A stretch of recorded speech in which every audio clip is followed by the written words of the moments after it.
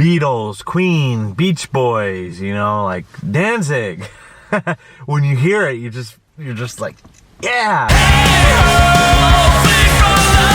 I guess I could tell you, they're probably already out by now, I don't know. Every single song on this album, I am shooting for a music video. Sick knowledge. I don't know if it is. It's not sick knowledge. It's sick anxiety and paranoia is what it is. It's just when you make it, like I said, when you made a bunch of records for bands, you know, sometimes you're feeling your way along with the band, right? You know, our first record together was, you know, both of us sort of figuring out how each other work. Second record, Scorpion's Touch, was a nicely refined version of Dayglow. And then Lust was, you know, you guys turned a real corner stylistically. And we did a lot of different things production-wise we'd never done on any other records.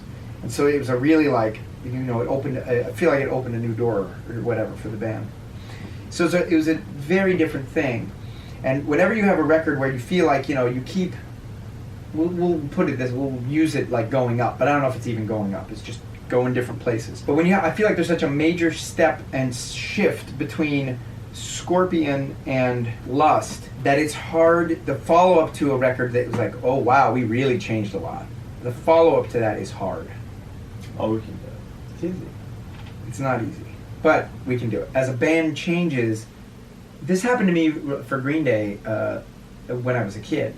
They had 2 EPs and then an album, and I just remember one EP was pretty good. Second EP, I was like, oh wow, this is like better. The first album was like way, way better.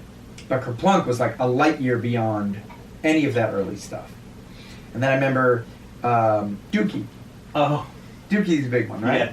Yes it is. So Dookie was their first major label record.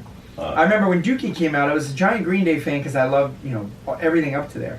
But I remember when Dookie came out, because Kerplunk was such a major step up from the other stuff, Dookie just seemed like a step sideways, or like a sister record to Kerplunk. Because it was just as good, it didn't have the holy shit, this is like, these guys are like on another level now. It didn't have that. It's like, yeah, it's good. I mean, it's the same level as the last one, which, remember, you loved it, but it was so surprising that it was so different.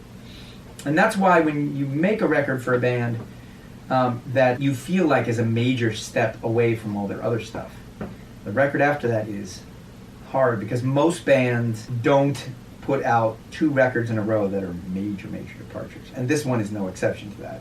This is like, I don't know, the songs you guys wrote for Lust versus all the other ones were just different. So there was, you know, a different space, a different thing to do with them.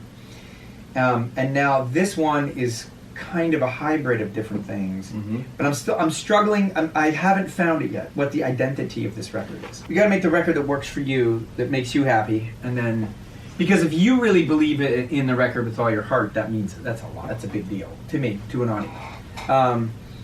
Because then anyway, you know, at the very least, if everybody ends up hating your record, you can at least be like, well, they, you know, they don't get me, but at least I put everything I had into making me love the record. And it's like a sincerity thing, you know what I mean?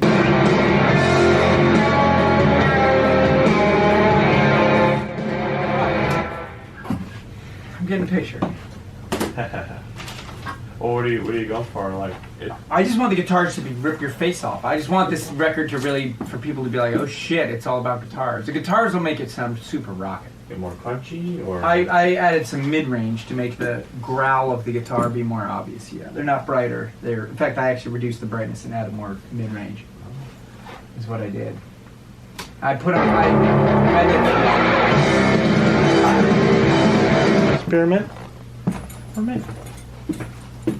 Either, whatever you got. But I love anytime anyone knows that reference.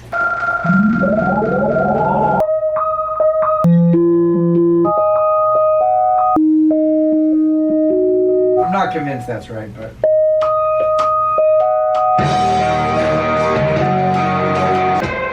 So, we don't have the right sound yet, but I just figured out some part things. I got a couple of good ideas now.